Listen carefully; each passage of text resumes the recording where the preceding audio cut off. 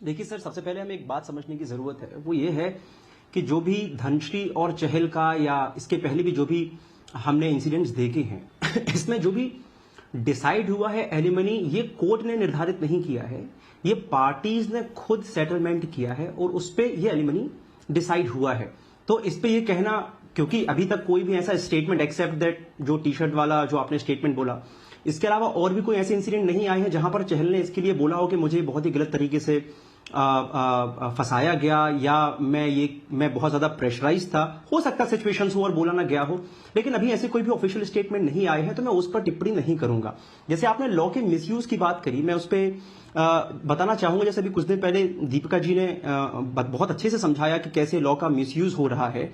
उसके बाद रंजना जी ने भी बताया कि कैसे महिलाएं ही प्रताड़ित हो रही हैं, और आभा जी ने भी कुछ बोला कि कोई पुरुष डॉरी के कारण नहीं मर रहे हैं। हम इसमें पहले एक एग्जैक्ट डेटा समझ लेते हैं, क्योंकि ये कोई एक पुरुष नहीं है जो सुसाइड कर रहा है, ये केवल एक महिला नहीं है जिसकी डॉरी डेथ हो रही है। अगर हम इसके डेटा को एनालाइज करेंगे, मैं आपको बताऊं कि 2014 से 2018 तक करीबन 22,579 22,579 महिलाओं के डॉरी डेथ के केसेस रजिस्टर्ड हुए थे, which is a very serious matter.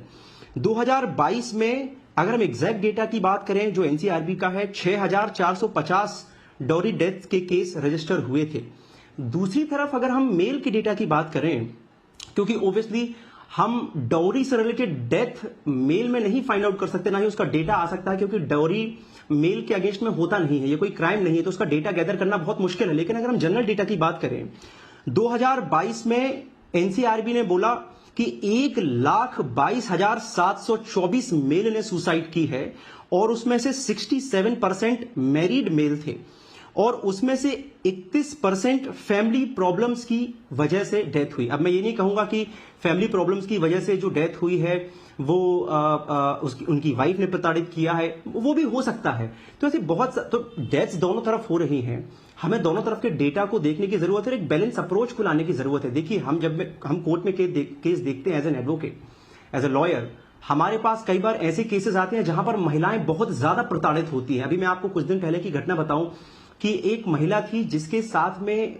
Jhansi में उनके पति पुलिस में थे, और उनको लगातार 30 साल से प्रताड़ित किया जाता था, उनको मारा जाता था, पीटा जाता था। जब भी वो पुलिस वाले आते थे, कभी घुटनों में लात मार देते थे, कहीं पीठ में लात मार देते थे। ऐसी अपमान भरी जिंदगी उन्होंने करीबन 30 साल झेली। उनके जब बच्चे बड़े हो गए, कोई बच्चा जब कुछ करने लगा, ऐसी सिचुएशन में जब पहुंच गए कि उन्होंने देखा कि नहीं, हमें अब आवाज उठाने की जरूरत है, तो उन्होंने आवाज उठाई, और तब उन महिला को उन्होंने दिल्ली शिफ्ट किया, और अब उन्होंने उनके अपने पति के अगेंस्ट में केस फाइल किया। अब कोर्ट ऐसी सिचुएशन में केस फाइल करते टाइम पे जब कोर्ट सुनते हैं, तो कोर्ट का ये कहना रहता है कि 30 साल बाद आपने क्यों केस फाइल किया। मेरा मानना यह है कि 30 साल बाद केस इसलिए फाइल किया, कोई भी महिला अगर कोई भी घटना को पिछले 30 साल से सह रही है, इसका मतलब ये नहीं है कि वो आने वाले और टाइम तक उसको सहती रहेगी। जनरली हमारे समाज में डाइवोर्स अगर हो रहे हैं तो ये रीजन दे दिया जाता है कि महिला एजुकेटेड ज्यादा हो रही हैं, वो इंडिपेंडेंट ज्यादा हो रही हैं, वो एम्पावर्ड ज्यादा हो रही हैं। तो ये कैसी बात होती है? अगर कोई महिला मोर एम्पावर्ड हो रही है, मोर इंडिपेंडेंट हो रही है, और अगर अपने फंडामेंटल राइट्स को समझती है, अपने कानूनी अधिकारों को समझती है, तो आवाज उठाएगी, और ये आवाज उठाना जायज है। लेकिन इसका पूरा का पूरा केवल भार महिलाओं पे डाल देना कि आप क्योंकि इंडिपेंडेंट हो रहे हो। फॉर एग्जांपल अगर दिल्ली की बात करें, 30% दिल्ली, मुंबई एंड बेंगलुरु में 30% डाइवोर्सेस के केसेस हैं compare to all over India. अगर हम देखें तो केवल ये बोल देना कि दिल्ली में मोर इंडिपेंडेंट वुमेन है इसलिए डाइवोर्स हो रहे हैं, ये बिल्कुल कहना एकदम सरासर गलत है। मैं इसमें बिल्कुल भी इस बात को सपोर्ट नहीं करता हूं।